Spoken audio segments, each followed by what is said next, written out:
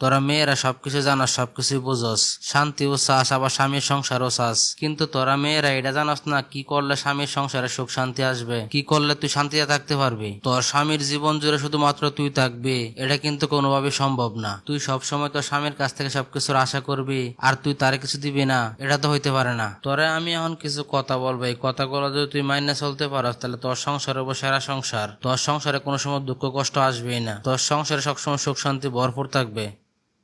যদি তোর কথাগুলো শুনে যদি ভালো লাগে অবশ্যই মানার চেষ্টা করবো, আর মানলে যদি আমার সংসারে সুখ শান্তি ফিরে আসে তাহলে অবশ্যই মানবো। স্বামীরা নিজের কন্ট্রোলে আনার চেষ্টা করবি না। একটা কথা মনে রাখবে, পুরুষ মানুষ জন্ম নিয়েছে কারো অধীনস্থ হওয়ার জন্য না। তোর কথা মতোই কি কারণে তোর স্বামীর চলতে হইব? তোর স্বামীর বুদ্ধি কি তোর থেকে কম? তুই কি তারে বিয়ে করছিস না তোরে সে বিয়ে করছে? তোর স্বামী সবকিছু তোর কাছে ভালো নাই লাগতে পারে, তাই বলে কি তুই এসব নিয়ে ঝগড়াঝাটি করবি? তোর সবকিছু কি তোর স্বামীর ভালো লাগে? স্বামীকে কন্ট্রোল বা নিয়ন্ত্রণ করার চেষ্টা বাদ দিয়ে দিলে তোর জীবনের 90% সমস্যার সমাধান হয়ে যাব। একটা কথা মনে রাখবে, স্বামী স্ত্রীর সম্পর্ক হলো পৃথিবীর শ্রেষ্ঠ সম্পর্ক।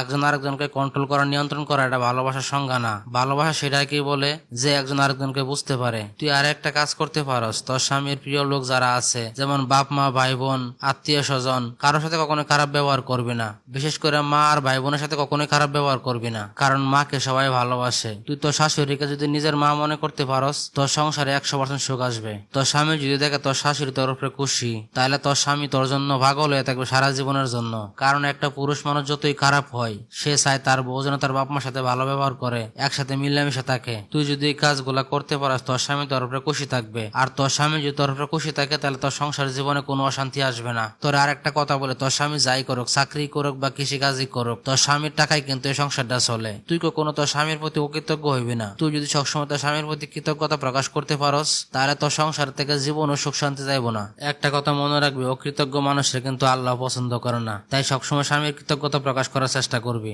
স্বামীর সাথে ভুল করে খারাপ ব্যবহার করবি না, তাকে তুচ্ছ-তাচ্ছিল্য বলে গালিগালাজ করবি না। একটা কথা মনে রাখবি, তুই তোর স্বামীর সাথে যা ব্যবহার করবি তুই কিন্তু ঠিক তাই ফিরে পাইবি। তুই যদি তার সাথে ভালো ব্যবহার করস, তোর সাথে সে ভালো ব্যবহার করো, তাকে ভালোবাসবে, তোর সবকিছু ইচ্ছা পূরণ করবে। আর তুই যদি তার সাথে খারাপ ব্যবহার করস, তাহলে তোর লোকে তো খারাপ ব্যবহার করবই। তুই যদি তোর স্বামীর বাপ মা, স্বামীর ভাই বোন, স্বামীর পরিবার, স্বামীর সবাইকে যদি আপন করে নিতে পারস, দেখবি একটা সময় তোর স্বামী উল্টা পাল্টা থাকলেও সে তোর অনুভূতি বুঝতে পেরে তোরও সে আপন করে নেব, তোরও সে তার হৃদয়ে জায়গা দিবে। সংসার জীবনে তুই যদি একটু স্যাক্রিফাইস করস, অবশ্যই একটা সময়ের দ্বিগুণ তুই ফেরত পাবি। স্বামীর প্রতি বেশি অভিযোগ করতে যাইবে না, স্বামীর প্রতি অভিমান করবে না। একটা কথা মনে রাখবি, তুই যদি স্বামীর প্রতি অভিযোগ করস, অভিমান করস, তাহলে কিন্তু তোর উপর থেকে তোর স্বামীর ভালোবাসা কমে যাইব। তুই যদি তাকে বোঝায় বলতে পারস তোর মনের অনুভূতি গুলা, তাহলে অবশ্যই সে বুঝতে পারবে।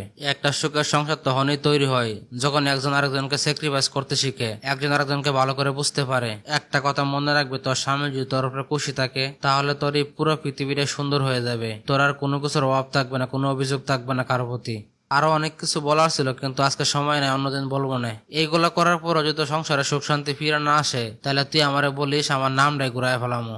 তুই তো আসলে কথাগুলো ঠিকই বলছিস, আমরা মেয়েরাই তো আসলে খারাপ, আমরা মেয়েরাই তো আমাদের সংসার নষ্ট করি। ঠিক আছে, তোর কথাগুলো মাইনে চলার চেষ্টা করবো।